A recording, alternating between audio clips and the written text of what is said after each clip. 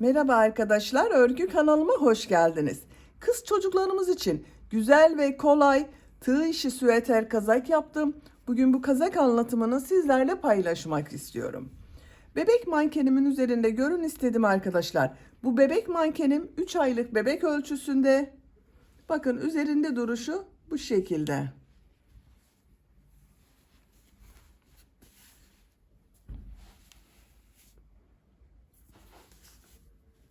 Çok güzel duruyor.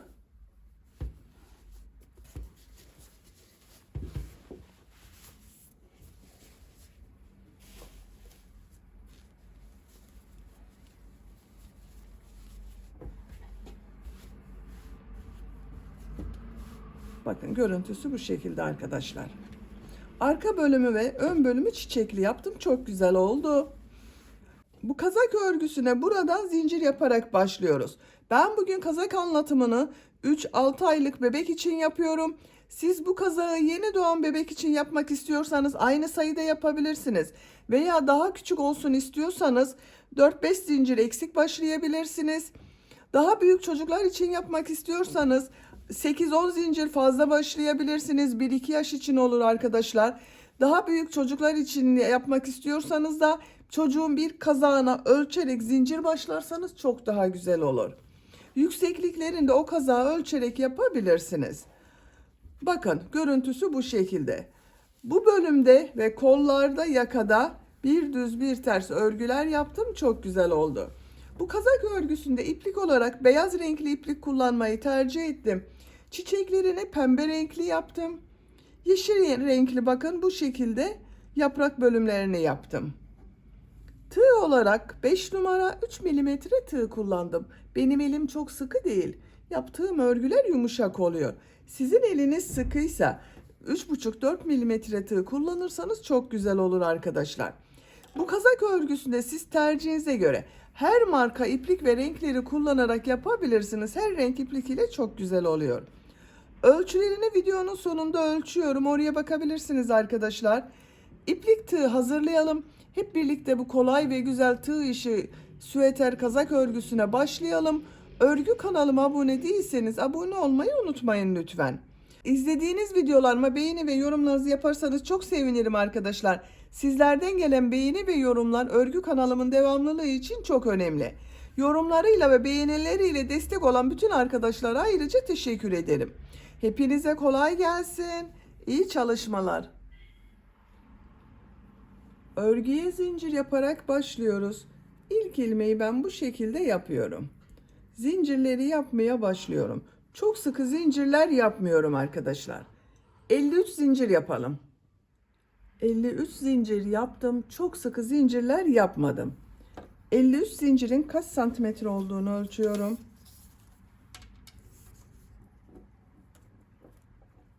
25 santimetre zincir uzunluğu var. Benim elimin sıklığına göre 25 santimetre için 53 zincir yaptım arkadaşlar. Sizin elinizin sıklığına göre daha fazla zincir yapmanız gerekebilir. Siz daha büyük çocuklar için yapmak istiyorsanız bunu 8-10 zincir fazla başlayabilirsiniz. Veya küçük yapmak istiyorsanız 5-6 zincir eksik yapabilirsiniz. Tığ üzerine iplik alıyorum. 3 ilmek atlıyorum. 4. ilmeğe trabzan yapıyorum. Trabzan sırası yapıyorum. Bu 3 ilmek atladığımda trabzan oluyor. Her zincir üzerine trabzan yapıyorum.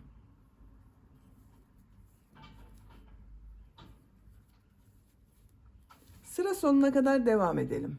Sıra sonuna kadar tamamladım. Bir sıra üzerinde 50 trabzan var. Bu 3 ilmek atlayarak yaptığımla birlikte 50 trabzan var arkadaşlar. Bir zincir yapıyorum. Örgüyü çeviriyorum. Her ilmek üzerine trabzan yapıyorum. Trabzan sırası yapıyoruz. Sıra sonuna kadar devam edelim. Sıra sonuna kadar tamamladım. Son trabzanı. Bakın burada 3 ilmek atlayarak yaptığım bir trabzan var. 3. ilmeğe tığ takıyorum. Trabzan yapıyorum. Bu bir sıra üzerinde 50 trabzan var. Beyaz renkli ipliği burada bitiriyorum. Renkli iplik ile model yapmaya başlıyorum. Yeşil renkli iplik ile başlıyorum. Şu şekilde ilmek yapıyorum. Zincir yaptım, sağlamlaştırdım. Örgüyü çeviriyorum. Beyaz renkli ipliği kesmiyorum. Burada bekletiyorum arkadaşlar. İlk ilmeğe bir trabzan yapıyorum. Tığ üzerine iplik alıyorum. Bir ilmek atlıyorum. Bu ilmeğe, aynı ilmek içine bir trabzan, iki zincir, bir trabzan yapıyorum.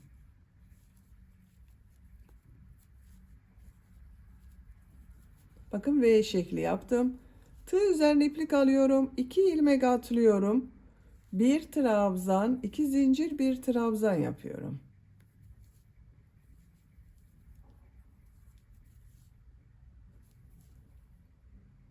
İki ilmek atlıyorum. Bir trabzan, iki zincir, bir trabzan yapıyorum. Sıra sonuna kadar devam edelim. Sıra sonuna kadar V şekilleri yaptım. Sıra sonunda 2 ilmek var. Bir ilmek atlıyorum. Son ilmeğe trabzan yapıyorum. Bakın sıra başında da aynı yaptım.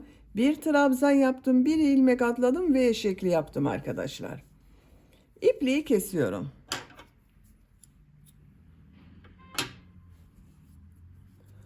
Kaç V şekli yaptığımı sayıyorum. 2, 4, 6, 8, 10, 12, 14, 16 V şekli oldu. 16 model olacak arkadaşlar. Pembe renkli iplik ile modele başlıyorum. Bu ilk ilmeğe bakın. Trabzan yaptığım ilmeğe ipliği bağlıyorum. Buradan ilmek yapıyorum. Bir zincir yapıyorum. Aynı ilmeğe bir trabzan yapıyorum. Bir zincir yapıyorum. Tığ üzerine iplik alıyorum. V şekli içine 5 trabzan yapacağız ama bakın hepsini toplayarak arkadaşlar. Elimi takip ederseniz daha iyi olur. Bakın tığ üzerine iplik aldım. İplik alıyorum, uzatıyorum. 2 ilmekten çektim. Tığ üzerinde bekletiyorum. 2 ilmek var. Tekrar tığ üzerine iplik alıyorum. 2 ilmekten çekiyorum. Tığ üzerinde 3 ilmek var. 2 ilmekten çekiyorum. Tığ üzerinde 4 ilmek var. 2 ilmekten çekiyorum. Tığ üzerinde 5 ilmek var. Tekrar bakın. 2 ilmekten çekiyorum. Tığ üzerinde 6 ilmek var. Buraya 5 trabzan yaptım. Bakın 1, 2, 3, 4, 5. Hepsini içinden bir defa da çekiyorum. 2 zincir yapıyorum. Tığ üzerine iplik alıyorum. Diğer modeli içine de aynı şekilde 5 trabzanı birlikte yapacağız bakın.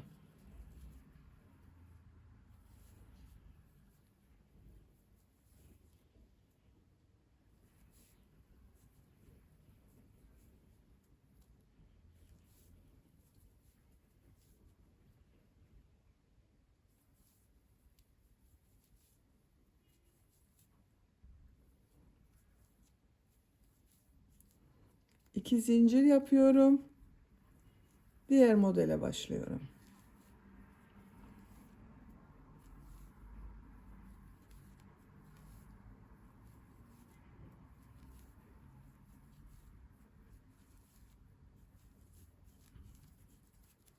Bakın bu şekilde model oluyor. Sıra sonuna kadar devam edelim. Sıra sonuna kadar tamamladım. Son modelden sonra bakın bir zincir yapıyorum. Trabzan üzerine trabzan yapıyorum. İpliği kesiyorum.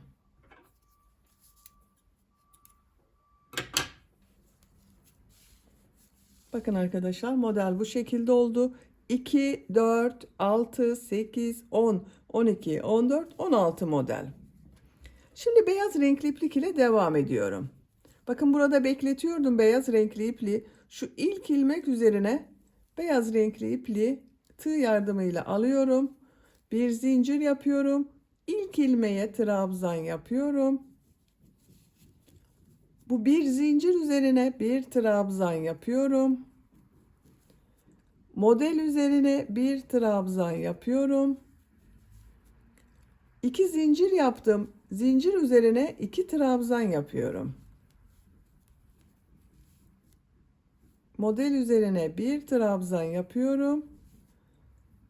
2 zincir üzerine 2 trabzan yapıyorum.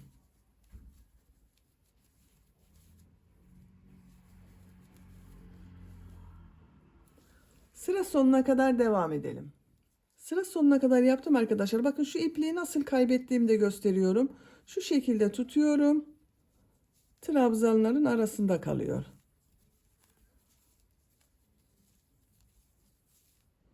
Model üzerine trabzan yapıyorum. Bir zincir üzerine trabzan yapıyorum. Trabzan üzerine trabzan yapıyorum. Bakın. Bir sıra trabzan sırası yaptım. Bu bir sıra üzerinde 50 trabzan var. Bir zincir yapıyorum. Örgüyü çeviriyorum. Trabzan sırası yapıyoruz.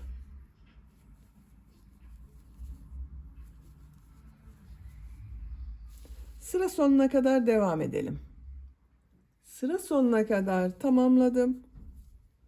Sıra sonuna kadar tamamladım. Bakın 2 sıra beyaz renkli iplik ile trabzan sırası yaptım.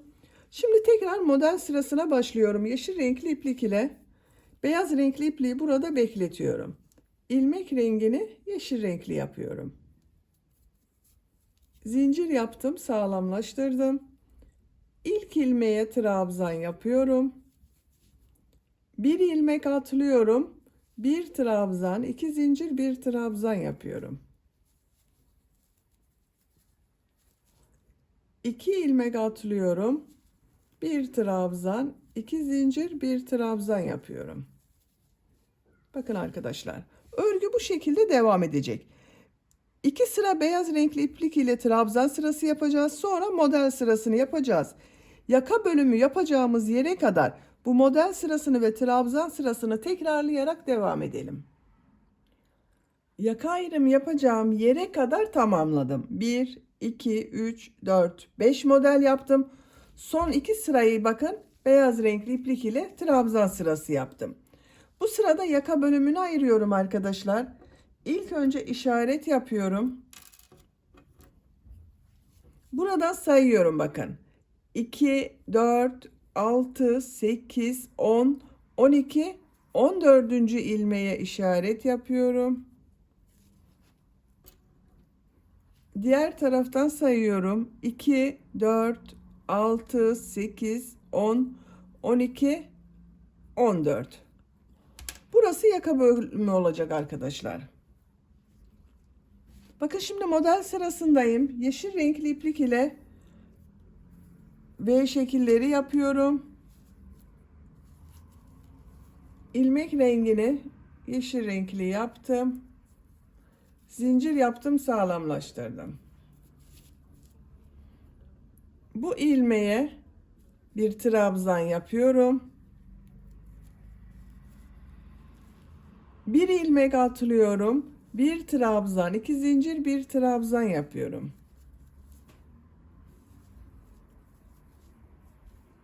2 ilmek atlıyorum. Bir trabzan, 2 zincir, bir trabzan yapıyorum.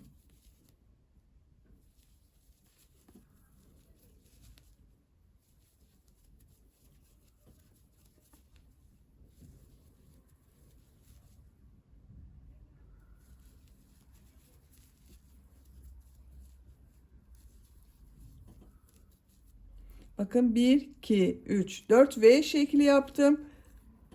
Sıra sonunda bir ilmek atlıyorum. Bu işaret yaptığım ilmeğe bir trabzan yapıyorum. İpliği kesiyorum.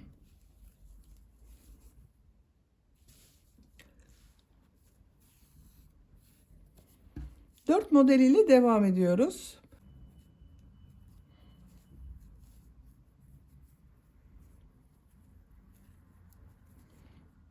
Buradan bir ilmek yapıyorum. Bir zincir yaptım, sağlamlaştırdım. İlk ilmek üzerine trabzan yapıyorum.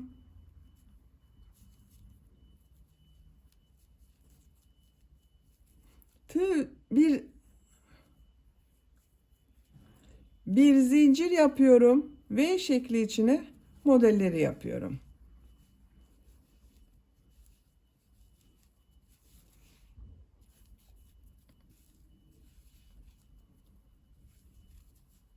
İki zincir yapıyorum. Diğer modele başlıyorum. Sıra sonuna kadar devam edelim. Sıra sonuna kadar tamamladım. Sıra sonunda bir trabzan yaptım. İpliği kestim. Beyaz renkli iplik ile devam ediyorum. Trabzan sırası yapıyoruz. Bir zincir üzerine trabzan yapıyorum. Model üzerine trabzan yapıyorum. 2 trabzan yapıyorum. Sıra sonuna kadar devam edelim. Sıra sonuna kadar trabzan yaptım. Bu bir sıra üzerinde 14 trabzan var. Bir zincir yapıyorum. Örgüyü çeviriyorum. Her ilmek üzerine trabzan yapıyorum. 14 trabzan yapıyoruz. Sıra sonuna kadar devam edelim. Sıra sonuna kadar tamamladım. 14 trabzan yaptım. Yeşil renkli iplik ile devam ediyorum. İlmek rengini yeşil renkli yapıyorum.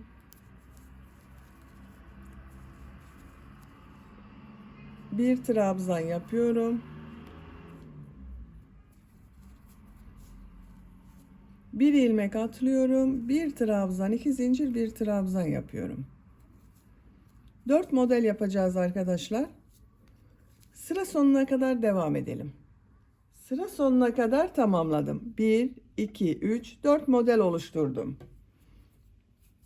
Pembe renkli iplik ile devam ediyorum.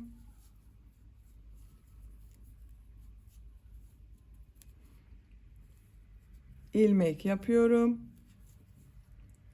İlk ilmeğe trabzan yapıyorum. Bir zincir yapıyorum. Model ortasını bakın 2 zincir üzerine 5 trabzan yaparak topluyorum.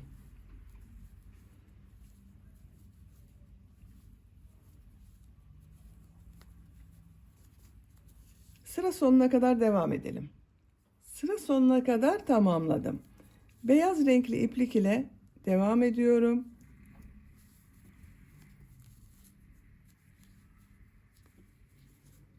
Bir zincir üzerine trabzan yapıyorum. Model üzerine trabzan yapıyorum. Sıra sonuna kadar devam edelim. Sıra sonuna kadar trabzan yaptım. Bakın bu yükseklik oldu arkadaşlar. İpliği kesiyorum.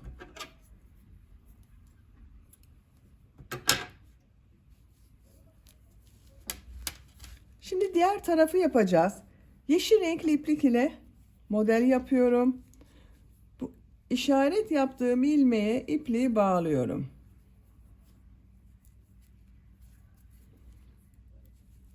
İlmek yapıyorum. Trabzan yapıyorum. Bir ilmek atlıyorum. Bir trabzan, iki zincir, bir trabzan yapıyorum. 2 ilmek atlıyorum. Bir trabzan, iki zincir, bir trabzan yapıyorum. Bu şekilde devam edecek arkadaşlar. Buranın aynısı olacak. Burada ne yaptıysak burada da aynı şekilde yaparak tamamlayalım. Diğer taraf örgüsünü de bakın aynı şekilde yaptım. Ön bölümü bitirdik arkadaşlar bakın. Bu yaka yüksekliğinin kaç santimetre olduğunu ölçüyorum. 5 santimetre yükseklik var. Siz daha büyük çocuk için yapıyorsanız, bunu 3-4 yaş çocuk için yapıyorsanız bir sıra daha devam edebilirsiniz. Şimdi arka bölümü yapalım. Arka bölüm aynı sayıda başlıyoruz arkadaşlar. Zincir yapıyorum. Çok sıkı zincirler yapmıyorum. 53 zincir yapalım. 53 zincir yaptım. Şimdi trabzan yapacağız. Bakın burada da aynı yaptım arkadaşlar. 2 sıra trabzan sırası yaptım. 1, 2, 3 ilmek atlıyorum. Trabzan yapıyorum. Trabzan yapıyorum. Sıra sonuna kadar devam edelim. Sıra sonuna kadar tamamladım. Bir sıra üzerinde 50 trabzan var. Ön bölümle aynı sayıda oldu bakın.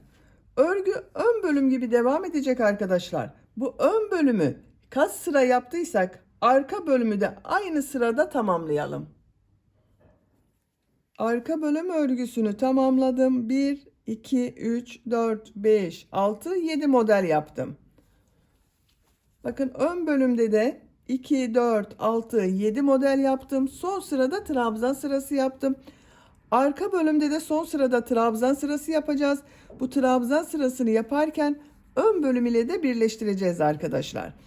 Bakın ben örgünün düz tarafı olarak burayı kullanıyorum. Bu kabarık olan bölüm ters tarafta kalıyor. Bakın modelin kabarık olan bölümü. Siz tercihinize göre burayı düz taraf olarak da kullanabilirsiniz. Şu şekilde bakın birleştirme yapacağız.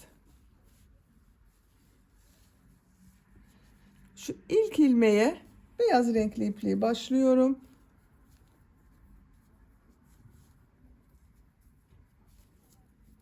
Zincir yaptım, sağlamlaştırdım.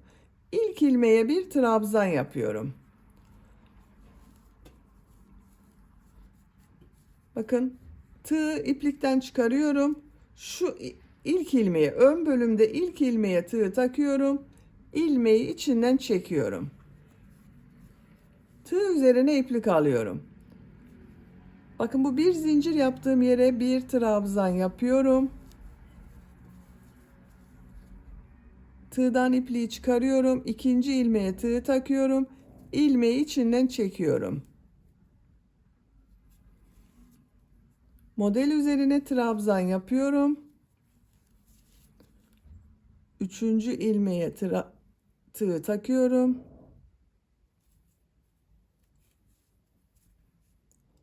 Üçüncü ilmeğe tığ takıyorum. İlmeği içinden çekiyorum.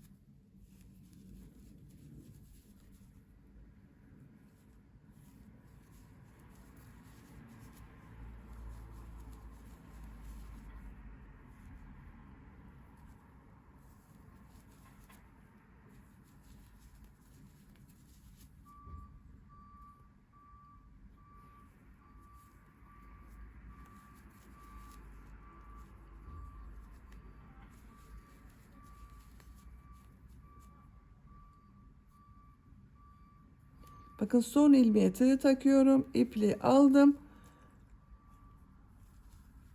Trabzan yaptım arkadaşlar. Bakın birleştirme yaptığım yerin görüntüsü bu şekilde.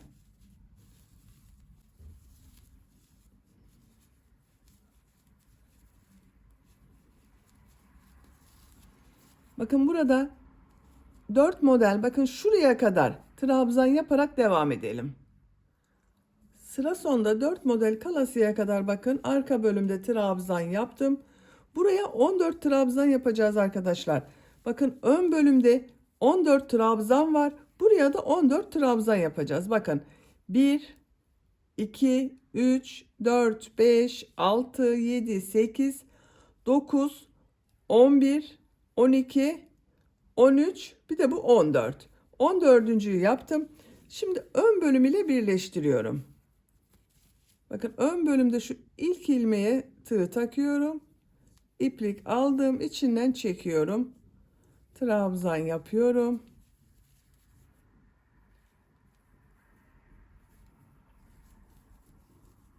Model üzerine trabzan yapıyorum.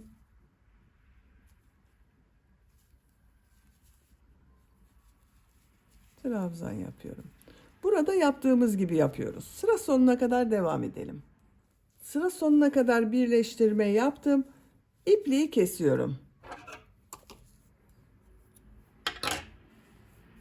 Bakın arkadaşlar, ön ve arka bölümü omuz bölümünde birleştirdik. Görüntüsü bu şekilde oldu.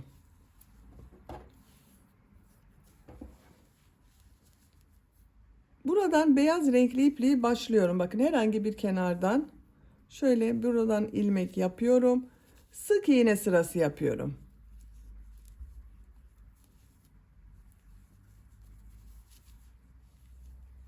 Her trabzan sırasına 2 sık iğne yapıyorum. Sıra sonuna kadar devam edelim. Sıra sonuna kadar sık iğne yaptım. Görüntüsü bakın bu şekilde oldu. İpliği kesiyorum.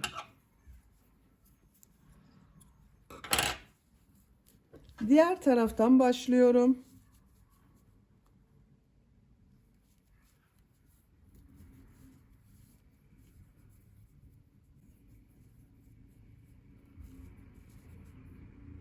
Buraya da sık iğne sırası yapıyorum.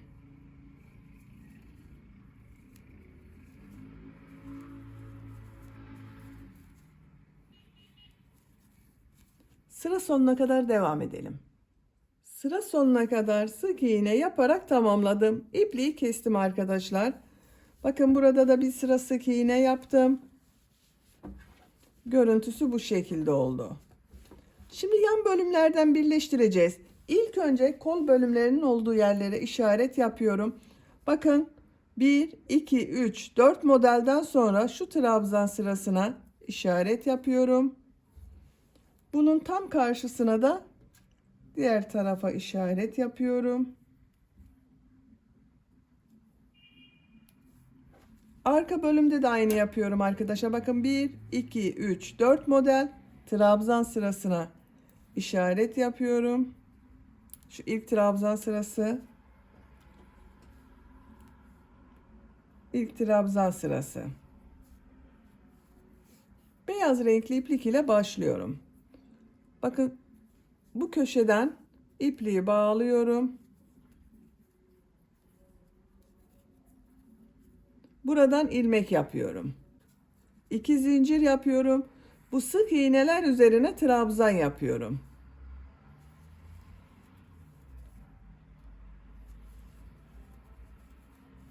Kol için işaret yaptığım buraya kadar devam edelim. İşaret yaptığım yere kadar trabzan yaptım. Şimdi ön bölüm ile birleştireceğiz arkadaşlar bakın. Tığ üzerine iplik alıyorum. Burada işaret yaptığım bu ilmeğe bir trabzan yapıyorum. Bakın ilk trabzanı birleştirdim. Tığ üzerinden ilmeği çıkarıyorum. İkinci ilmeğe tığ takıyorum. İlmeği içinden çekiyorum. Trabzan yapıyorum.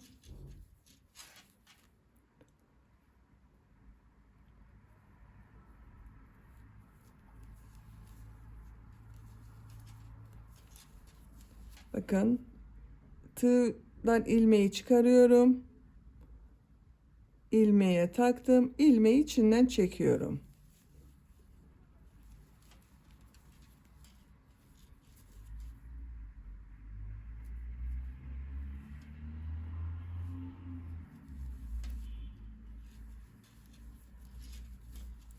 Bakın birleştirme yaptığım yerin görüntüsü bu şekilde.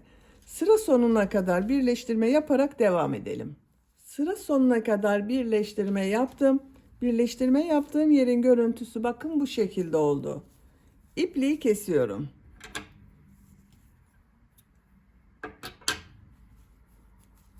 Diğer tarafı da birleştireceğiz. Bu ilk ilmeğe ipliği bağlıyorum. İlmek yapıyorum. 2 zincir yapıyorum. Trabzan sırası yapıyorum.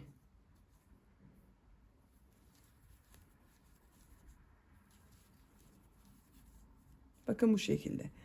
İşaretli yere kadar trabzan yapalım, sonra diğer bölüm ile birleştirelim. Bakın burada yaptığımızın aynısını burada da yapıyoruz. Tamamlayalım gelelim arkadaşlar. Diğer tarafta da bakın ön ve arka bölümü trabzanlar yaparak birleştirdim arkadaşlar.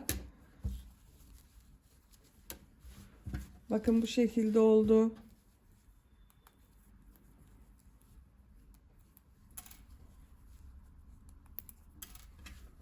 Kol bölümlerini burada belirledik.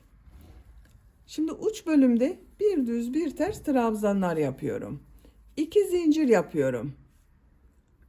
Şu trabzanı bakın şu şekilde ilmeği boşluktan alıyorum. Trabzan yapıyorum. Bu ilmeği bakın ters taraftan trabzan yapıyorum. Şu şekilde trabzan yapıyorum. Bir düz bir ters trabzan yapıyoruz.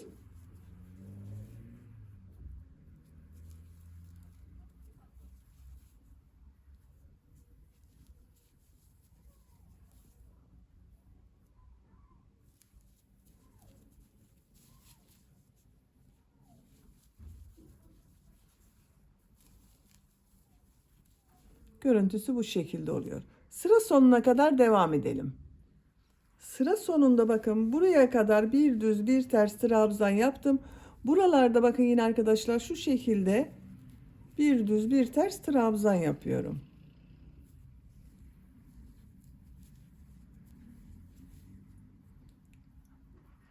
En son bakın düz taraftan trabzan yaptım. İlk yaptığım bu ilmek ile ilmek kaydırma yaparak birleştiriyorum. Sıra başında yaptığım 2 zincir ters tarafta görünen trabzan oldu. 2 zincir yapıyorum.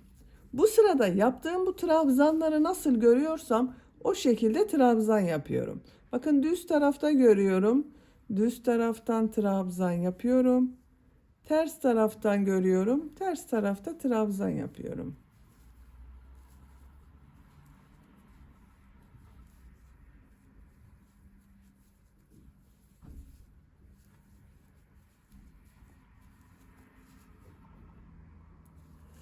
Sıra sonuna kadar devam edelim.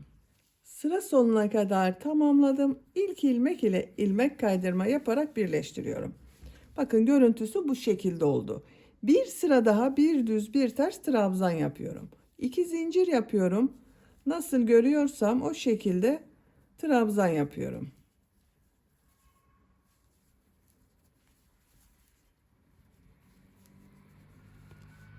Sıra sonuna kadar devam edelim. Sıra sonuna kadar tamamladım. İlmek kaydırma yaparak sırayı birleştiriyorum. İpliği kestim arkadaşlar. Bakın 3 sıra bir düz bir ters trabzan yaptım. Bu yükseklik oldu. Bu benim için yeterli. Siz tercihinize göre bir sıra daha bir düz bir ters trabzan yapabilirsiniz. Bakın görüntüsü bu şekilde. Şimdi kol örgüsünü yapalım. Bakın ben bir kol örgüsünü bu şekilde yaptım. Diğer kol örgüsünü sizinle yapalım. Zaten bakın sık iğne yaptım arkadaşlar. Bu sık iğneler üzerine ilk sırada trabzan yapıyorum. Kol altında şu ilmeğe ipliği bağlıyorum. Birleştirme yaptığım ilmek.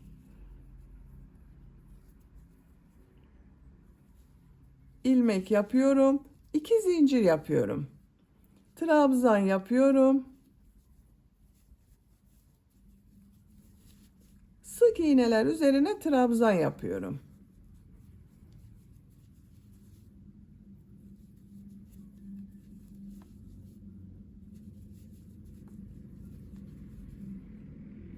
Sıra sonuna kadar devam edelim. Kol çevresinde trabzan yaparak sıra sonuna kadar tamamladım.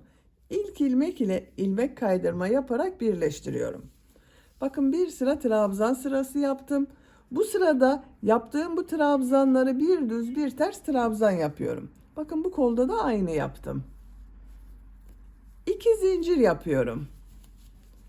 İlk trabzan düz taraftan trabzan yapıyorum. Ters taraftan trabzan yapıyorum.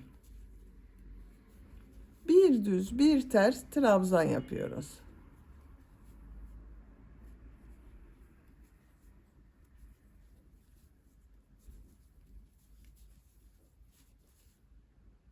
Sıra sonuna kadar devam edelim. Sıra sonuna kadar tamamladım. Son trabzan düz taraftan trabzan yaptım. İlk ilmek ile ilmek kaydırma yaparak birleştiriyorum. Sıra başında yaptığım 2 zincir ters tarafta görünen trabzan oldu. Bakın bu sırada bir düz bir ters trabzan yaptım. Şimdiki sırada arkadaşlar bu yaptığım trabzanları nasıl görüyorsam o şekilde trabzan yapıyorum.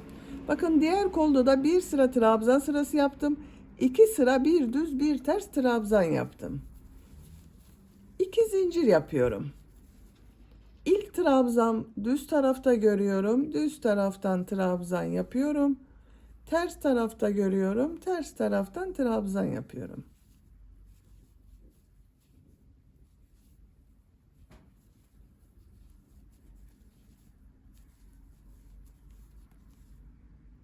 Sıra sonuna kadar devam edelim. Sıra sonuna kadar tamamladım. İlk ilmek ile ilmek kaydırma yaparak birleştiriyorum. İpliği kesiyorum. Kol örgüsünü bitirdim arkadaşlar. Bakın siz tercihinize göre bir sıra daha bir düz bir ters trabzan yapabilirsiniz. Ben diğer kolu da aynı yaptım. Bakın bu kolu da aynı yaptım. Siz diğer kolu da bu kol örgüsü gibi başlayıp tamamlayabilirsiniz. Bakın görüntüsü bu şekilde oldu. Kol bölümünde bir sıra trabzan sırası yaptım. 2 sıra bir düz bir ters trabzan yaptım.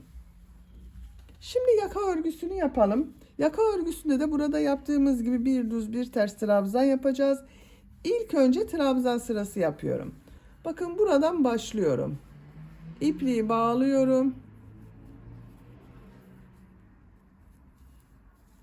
2 zincir yapıyorum. Trabzan yapıyorum. İlmeklere trabzan yapıyorum.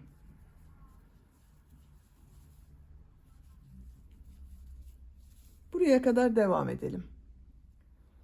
Buraya kadar bakın trabzan yaptım. Burada da trabzan yapmaya devam ediyorum. Bakın ilmeklere trabzan yapıyorum.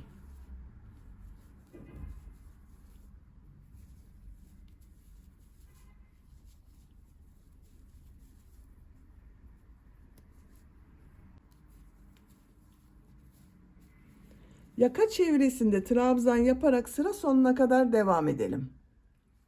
Sıra sonuna kadar trabzan yaptım. İlk ilmek ile ilmek kaydırma yaparak birleştiriyorum. Bakın yaka çevresinde bir sıra trabzan sırası yaptım. Görüntüsü bu şekilde oldu. Bu sırada yaptığım bu trabzanları bir düz bir ters trabzan yapıyorum. 2 zincir yapıyorum. İlk trabzan düz taraftan trabzan yapıyorum. Ters taraftan trabzan yapıyorum.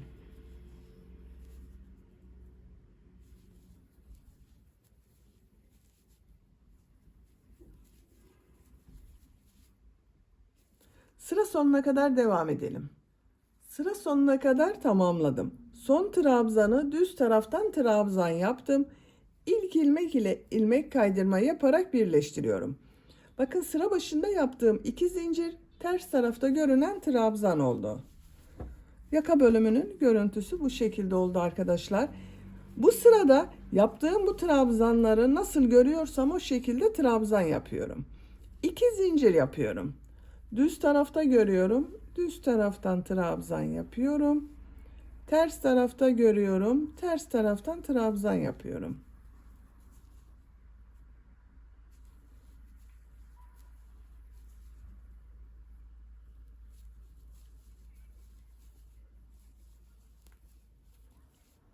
Sıra sonuna kadar devam edelim.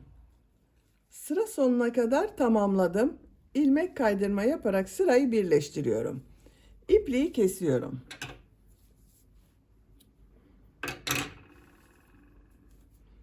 Bakın arkadaşlar bir sıra trabzan sırası yaptım. 2 sıra bir düz bir ters trabzan yaptım. Yaka görüntüsü bu şekilde oldu. Böylece kazak örgüsünü bitirdim. Bakın çok güzel oldu.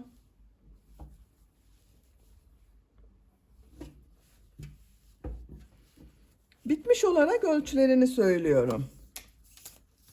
Kol altının buradan gövde genişliğini ölçüyorum. 25 santimetre. Kol altından yüksekliği ölçüyorum. 18 santimetre. Omuzdan yüksekliği ölçüyorum. 28 santimetre. 3-6 aylık bebek için yaptım arkadaşlar. Bakın bu ölçüde oldu. Bebeğiniz zayıf bir bebekse 6-12 ayda çok rahat kullanır. Beni dinlediğiniz ve izlediğiniz için hepinize çok teşekkür ederim. Örgü kanalıma abone değilseniz abone olmayı unutmayın lütfen.